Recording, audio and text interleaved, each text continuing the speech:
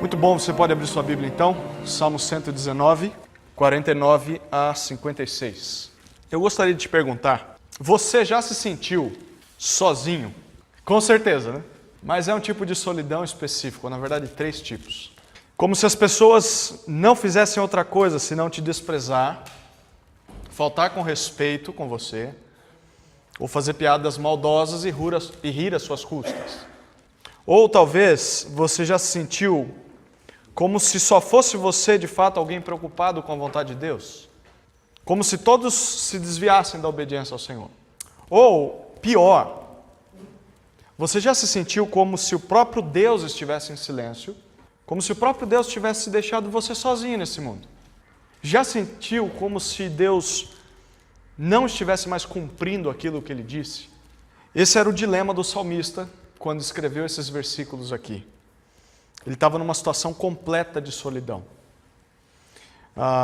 Não que ele estivesse totalmente solitário na vida, vivendo em um deserto, mas parecia que todos ao seu redor ou estavam contra ele, ou estavam contra Deus.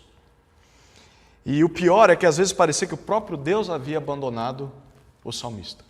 Se você já se sentiu assim, ou está se sentindo assim, nessa noite, com certeza esse texto foi escrito para nos dar a resposta para essa situação. E nós vamos aprender como orar na solidão. Nós temos aprendido a orar com base na palavra, e esse trecho, ele nos ensina como orar na solidão. Primeiro, nós vamos aprender pelo que nós devemos pedir quando nos sentimos sós. Versículos 49 e 50. Depois, o que nós devemos fazer quando os outros nos deixam sós. Versículos 51 e 52. E terceiro, o que nós devemos fazer quando os outros deixam a Deus. Final do trecho, 53 a 56. Primeiro, o que nós devemos pedir a Deus na solidão. Olha o que os versículos 49 e 50 dizem. Lembra-te da promessa feita ao teu servo, pela qual me deste esperança. Este é o consolo da minha angústia. Tua promessa me vivifica. O salmista começa a oração fazendo um pedido ao Senhor. O pedido é: Senhor, lembra-te da promessa feita a mim, feita ao teu servo. O termo promessa usado aqui, ele poderia ser traduzido também como palavra, como fala, algo que sai da boca de Deus. Então, no geral, ele está pedindo por aquilo que, não só por aquilo que Deus promete, mas por todas as coisas que Deus diz. E ele pede para que Deus se lembre da sua palavra. O que significa lembrar? Na língua em que esse texto foi escrito, essa palavra significa você prestar atenção em alguma coisa e agir para que isso aconteça como deveria estar acontecendo. Então, não é o caso de que Deus tenha se esquecido daquilo que Ele disse e precisa recordar das coisas como uma pessoa no estado clínico de Alzheimer. Não é que Deus está esquecendo das coisas. Mas quando Ele pede para que Deus se lembre, Ele está dizendo: Deus, realmente cumpra aquilo que o Senhor prometeu a mim por meio da sua palavra. Eu quero que o Senhor cumpra, esse é o meu pedido. Então, é um pedido para que Deus se relacione com o salmista, para que Deus cumpra aquilo que Ele disse na palavra dele. E o versículo 49, nós vemos na segunda parte, que ele diz que essa promessa ou essa palavra dita por Deus é o que tem dado esperança a ele. Então, é a palavra de Deus que fazia ele esperar, mesmo em momentos difíceis da vida. A palavra de Deus dava expectativa para o salmista de um futuro melhor. Deus, é só a tua palavra que me garante que haverá um futuro. E ele explica isso que ele disse no versículo 50. Perceba o que ele diz no 50. Por que ele pedia para que Deus cumprisse o que promete na palavra? Ele diz: porque a promessa, ou a palavra, ou a fala do Senhor é o que me vivifica. É o que restaura o sentido da vida para mim. É o que me dá forças para viver. Ele diz que isso era o seu consolo em meio à angústia. Em outras palavras, ele está dizendo: olha, diante da miséria, diante da aflição, diante do sofrimento, da dificuldade ou até de momentos de dor intensa, o que me dá conforto, o que me dá encorajamento, o que me dá ânimo é a palavra de Deus. E era por isso que ele pedia a Deus. É como se ele estivesse dizendo o seguinte: Deus, sabe tudo aquilo que o Senhor diz na tua palavra? Por favor, Deus, cumpra o que está escrito na tua palavra. É só o que sai da tua boca que pode me dar ânimo na vida. Porque diante da angústia, nada nesse mundo pode me consolar a não ser a tua voz. E na verdade é a tua voz que me tem feito ter esperança. Se não fosse a tua palavra, eu já teria desistido da vida. É isso que ele está dizendo para Deus nesses versículos. E esse pedido mostra que mesmo que Deus deixasse o salmista em suspense, mesmo que Deus ficasse em silêncio, ou mesmo que Deus não cumprisse a palavra dele, no tempo que o salmista queria que ele cumprisse, ele descansava na promessa do Senhor. Mesmo que os refúgios que ele pudesse encontrar no mundo, mesmo que esses refúgios falhassem, ele achava na palavra de Deus a motivação para se manter firme na vida. E é normal que em tempos de aflição, nós busquemos os alívios ou os consolos nas coisas desse mundo. E às vezes nós buscamos isso no dinheiro. Não, se eu tiver dinheiro, eu vou ter conforto. Ou no relacionamento afetivo, muitos adolescentes fazem isso. Eles preenchem um vazio, um buraco com um namoro, muito cedo, e se machucam por causa disso. Ou nos prazeres da carne, ou nos braços de um amigo querido, ou no chocolate. Tem muita gente que acha que o consolo está em comer chocolate, ou no copo de cerveja, para esquecer os problemas. Mas essas coisas, o que acontece com elas? Elas logo passam. É igual comer açúcar, não é uma boa refeição, porque a energia passa rápido. E essas coisas não podem dar o consolo que nós precisamos. E o pior é que elas não têm a capacidade de nos animar e de nos levantar para enfrentar a vida. Pode fazer isso na hora, mas não vai fazer isso por muito tempo. São igual a droga, né? Para que você sempre fique acordado e em alerta, você sempre precisa renovar o uso daquilo e sempre ter mais. O pouco que você usou ontem não vale hoje. E isso faz com que as pessoas vivam sempre querendo ter mais. Sempre querendo ter mais dinheiro, sempre mudando de parceiros. É por isso que as pessoas se divorciam e casam de novo, largam de um namorado e vai para outro. Sempre querendo fazer novas amizades, sempre comendo além da conta, passando dos limites ou bebendo mais. Mas tudo isso é inútil. Tudo isso é capaz, ou é incapaz, de nos consolar e de nos dar vida. Porque o salmista está dizendo que é só a palavra de Deus que faz isso. Então, se nós ficamos sem consolo, ou se nós ficamos sem socorro em adversidades, a culpa, na verdade, é de nós mesmos. Porque nós desprezamos ou nós ignoramos a palavra de Deus enquanto nós estamos buscando consolo nas outras coisas desse mundo e não na palavra dele. Por isso, ao invés de buscar consolo no mundo afora, nós deveríamos abrir a palavra de Deus e mergulhar nela. Ela é o que pode nos dar consolo de verdade. É só a palavra que tem poder para nos dar vida de verdade. Então, em tempos de aflição, nós só podemos encontrar ânimo e vigor na palavra de Deus. Só ela pode inspirar vida verdadeira. Mas isso também significa que em momentos de solidão nós deveríamos orar a Deus com o objetivo de que Deus cumpra aquilo que Ele nos diz na sua palavra. É por isso que o salmista está orando aqui. Mesmo que ele soubesse que Deus cumpre o que promete, nós vimos isso domingo, né? Deus é aquele que diz e é aquele que cumpre. Mas mesmo sabendo disso, o salmista orava para que Deus cumprisse mesmo. E nós deveríamos fazer isso. Eu sei que Deus vai fazer, mas ao mesmo tempo orar a Deus, se lembre de fazer. Lembre-se, Deus. Cumpra aquilo que a tua palavra diz, aquilo que o Senhor promete. Nós não deveríamos simplesmente sentar e esperar que Deus fizesse as coisas que Ele diz na palavra. O salmista, ele adiantava isso. Ele se ajoelhava e dizia: Deus, traga o mais rápido possível essa sua promessa. É por isso que nós devemos pedir na solidão: Deus, lembre-se de cumprir a sua palavra. O segundo lugar do texto, nós vemos o que nós devemos fazer quando os outros nos deixam sós. Primeiro, o que eu devo orar, pelo que eu devo orar quando eu estou sozinho, ou me sinto em solidão. Agora, o que eu devo fazer quando os outros me deixam sós. Olha o que ele diz nos versículos 51 e 52. Os soberbos zombaram continuamente de mim. Contudo, não me desviei da tua lei. Senhor, lembro-me dos teus juízos, estabelecidos na antiguidade, e assim me consolo. Olha o que ele diz no verso 51. Ele diz que os soberbos zombaram continuamente dele. A ideia de soberba aqui é de alguém orgulhoso, arrogante, altivo, e traz a ideia de pessoas que valorizam demais a própria opinião, os próprios pensamentos, e porque elas valorizam demais a própria opinião, elas acabam pisando na verdade e na opinião dos outros e desdenhando das coisas de Deus. Não, eu sei o que é certo. Eu é que sei o que é certo. Deus não sabe das coisas.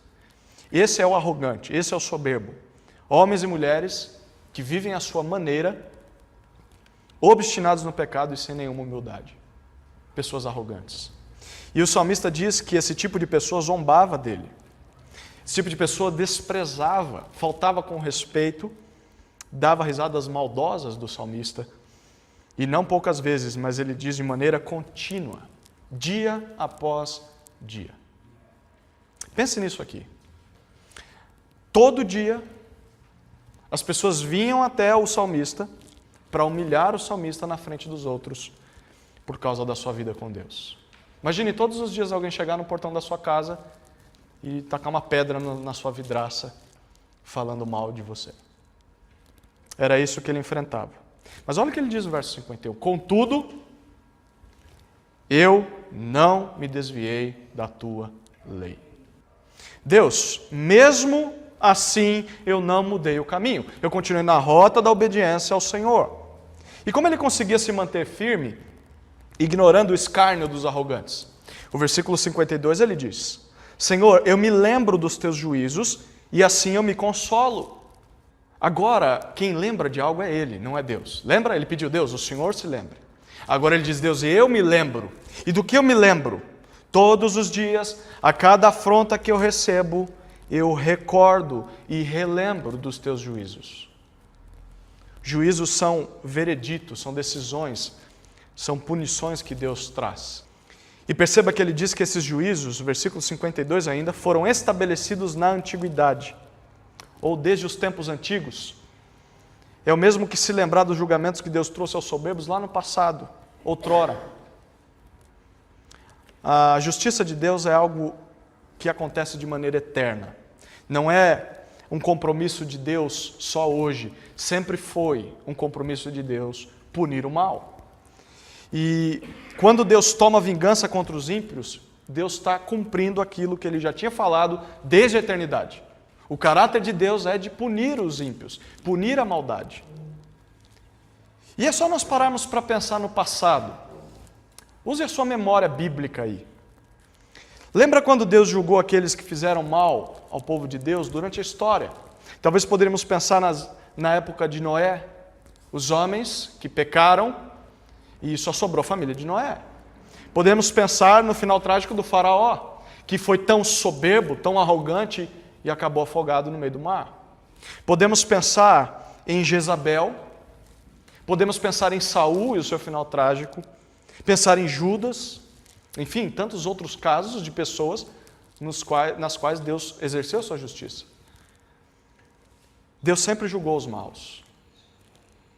Mas cedo ou mais tarde os maus receberam o que eles mereciam. E isso significa então que se nós não vemos a justiça de Deus neste mundo, é porque nós estamos olhando para o lado errado. Nós não deveríamos olhar para o presente, mas deveríamos olhar para o passado e perceber como Deus executou justiça lá atrás. E o fato de olhar para esses outros tempos, nós podemos olhar para as pessoas más de hoje e saber isso não vai ser diferente.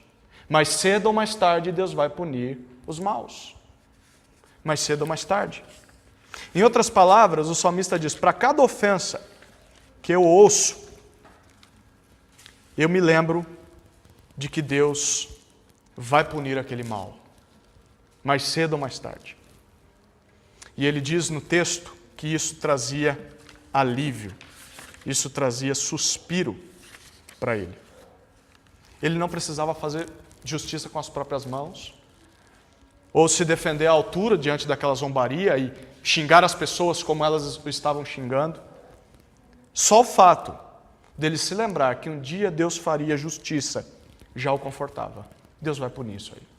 Então, se nós não desprezarmos as injúrias, nós nunca vamos ter estabilidade na nossa vida com Deus. Se nós tentarmos fazer justiça com as próprias mãos, nunca seremos satisfeitos. Aqui está uma tremenda lição. lembrar dos juízos de Deus é o que nos dá consolo e vontade de permanecer em obediência, mesmo diante da zombaria dos soberbos. Então, ao invés de você deixar a palavra de lado, para que as ofensas acabem, talvez, quer dizer, se eles me zombam porque eu sou crente, então eu vou parar de ser crente, porque aí vão parar de me zombar. Ao invés de fazer isso, o que pode nos manter de pé quando as pessoas nos deixam sós e começam a nos atacar, é lembrar que um dia justiça será feita. Um dia Deus vai dar a paga para todo o mal que é feito nesse mundo. E se nós não lembramos disso, a nossa tendência como pecadores é buscar a justiça com as nossas próprias mãos. Mas pense aqui, mesmo quando nós fazemos isso, nós não conseguimos encontrar consolo. Mesmo que você pegue aquela pessoa, esgane ela, jogue numa cadeia ou mate ela, não vem consolo. Você gostaria que esse ato trouxesse consolo, mas ele não traz. Porque a ira do homem não produz a justiça de Deus. Então, o nosso consolo verdadeiro não vai vir de modo nenhum por nós vermos quem nos faz o mal pagar por seus pecados aqui na terra. Nós só vamos ser consolados quando Deus, o justo juiz, executar a justiça divina de uma vez por todas, no último dia. E nós podemos confiar que Ele vai fazer isso. Por isso, lembre-se dos juízos de Deus, mesmo quando os soberbos zombarem de você. E mesmo que eles te deixem sozinho nesse mundo.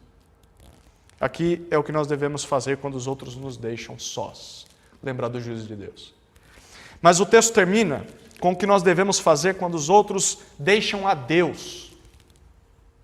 Agora ele muda o cenário. Olha o que ele diz nos versículos 53 a 56.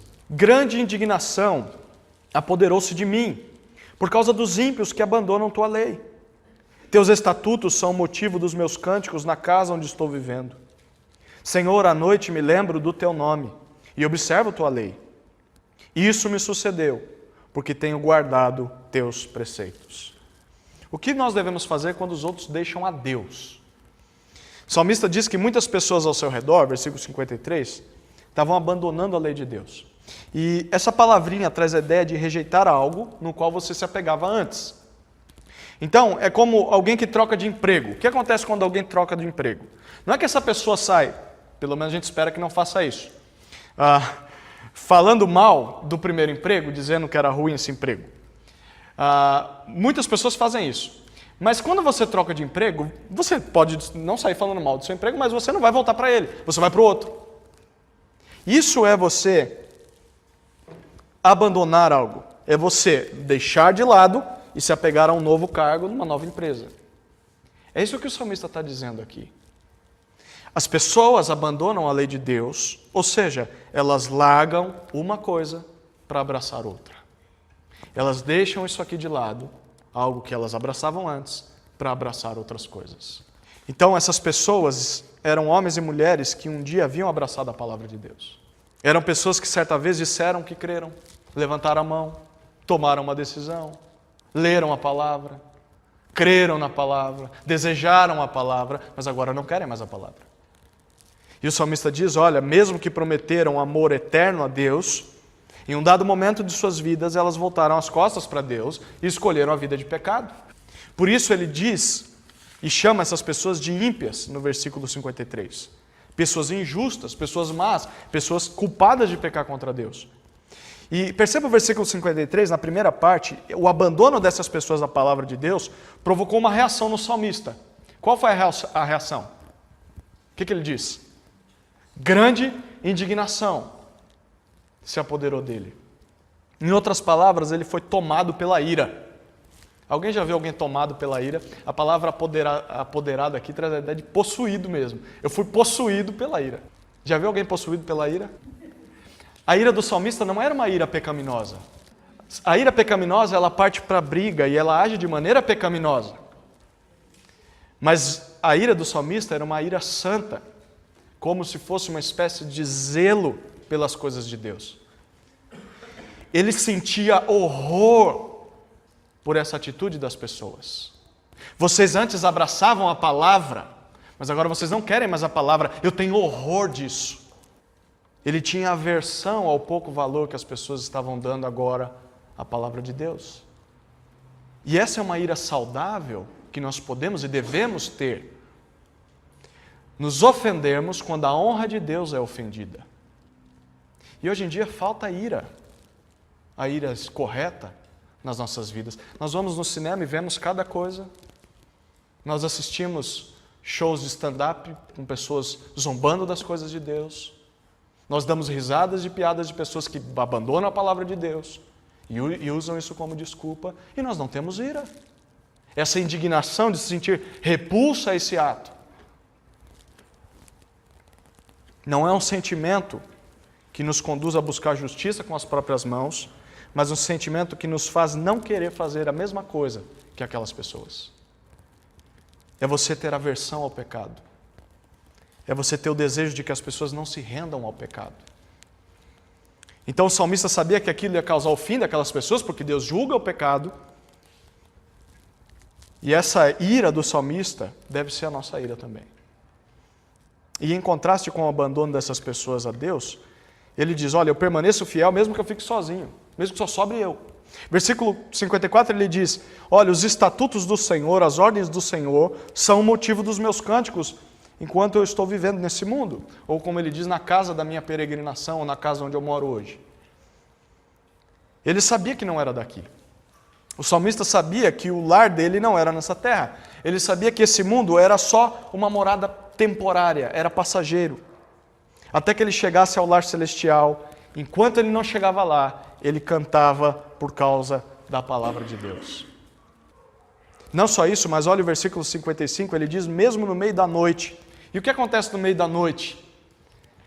Normalmente nós estamos envoltos por trevas. Mesmo quando eu não vejo luz, mesmo quando estou no escuro e talvez sozinho, eu me lembro do nome do Senhor. O nome de Deus é mais do que como Deus era chamado. Literalmente, Deus diz isso lá no Êxodo para o povo. Ele diz que o nome dele é Eu Sou. Em outras palavras, eu sou, eu estou presente, e eu estou ativo mesmo que não pareça, e eu posso fazer o que eu quiser e quando eu quiser. É assim que Deus se revela ao povo no Egito. Sim ou não? Eu estou aqui, eu sou soberano e eu faço o que eu quiser no tempo que eu quiser. Isso significa eu sou. Se referia não só a uma existência de Deus, mas a soberania de Deus e o poder dele para cumprir a vontade dele no mundo. E o salmista se lembrava disso. Lembrar do nome de Deus é animar o nosso coração a confiar em Deus, a obedecer a Deus independentemente da situação, e não temer, porque Deus está no controle. E além de lembrar do nome de Deus, versículo 55, ele ainda diz que ele observava a lei de Deus, ele mantinha a palavra de Deus em obediência, mesmo que os outros agora não quisessem mais fazer isso. E ele diz que tudo isso aconteceu com ele, versículo 56, porque ele tem guardado os preceitos de Deus, ele tem obedecido a palavra de Deus. O que tem acontecido com ele? Ele diz, tudo isso me aconteceu. O que aconteceu? A gente viu algumas coisas. Primeiro, mesmo na angústia, a promessa de Deus dá vida a ele. Segundo, mesmo sendo zombado, ele permanece fiel a Deus. Terceiro, mesmo sozinho, ele continua a caminhada de obediência. E por que ele faz tudo isso? Porque ele tem obedecido a palavra de Deus, mesmo na solidão. E por que as pessoas menosprezam a lei de Deus? Porque as pessoas nutrem em seus corações pouca consideração para com o próprio Deus. Por que as pessoas não valorizam o que Deus diz? Porque as pessoas não valorizam ao próprio Deus. Mesmo que digam, eu amo a Deus, mas você não quer saber da palavra de Deus, então você não ama a Deus. As pessoas não se lembram de Deus e por isso rejeitam a palavra de Deus. E o salmista tinha aversão a isso. E ele sabia que a lembrança de Deus era o único remédio que ia preservar nele o temor ao Senhor e a obediência à palavra. Então isso significa que quanto mais a majestade de Deus nos vier à mente, mais nós vamos ter a tendência de nos humilhar e temer a Deus em obediência. Quanto mais você se lembrar do nome de Deus, quem Deus é, mais temor você vai ter e mais obediência à palavra dele. E aqui está uma outra preciosa lição. Lembrar do nome de Deus é o que nos mantém firmes na fé, em meio ao abandono que os ímpios fazem da tua lei, da lei dele. Então não importa se os outros deixem a Deus. Se nós lembramos quem Deus é, nós vamos continuar no caminho da obediência, mesmo que todos tenham deixado esse caminho. E o que nós devemos fazer então quando os outros deixam a Deus? Primeiro, ter aversão, ter uma santa ira quanto a essa prática e nos guardar de não cair nela. E segundo, nos lembrar de quem Deus é. Só nos manteremos firmes na peregrinação nesse mundo se nós tivermos a palavra de Deus como o nosso maior motivo de alegria e cântico e se obedecemos a palavra. Quando nós estamos sozinhos nesse mundo, ou nos sentimos sozinhos, quando Deus parece estar distante, quando as pessoas parecem estar todas contra nós, quando todos parecem estar contra Deus, lembremos dessas três coisas. Primeiro, de orar para que Deus se lembre de cumprir aquilo que Ele prometeu. Segundo, de lembrar que Deus sempre puniu os que fazem o mal e Deus vai punir aqueles que nos fazem mal. E terceiro, lembrar do nome de Deus, que é o que vai nos preservar na fé, mesmo que os outros abandonem a fé. Em outras palavras, na solidão nós deveríamos orar assim: Deus, se lembre de mim enquanto eu me lembro de Ti. Deus, se lembre de mim enquanto eu me lembro de Ti. Que Deus se lembre de cumprir a palavra dEle para conosco. E mesmo que nós falhemos em cumprir a nossa parte, mesmo que nós não lembremos de Deus, por causa da aliança dEle feita conosco, lá na cruz do Calvário, pelo sangue de Jesus, Ele vai cumprir o que prometeu. E nós podemos ter essa confiança. Pelo amor de Cristo, nós temos esperança de companhia na eternidade, mesmo em meio à solidão nesse mundo. Um dia estaremos em companhia. Amém?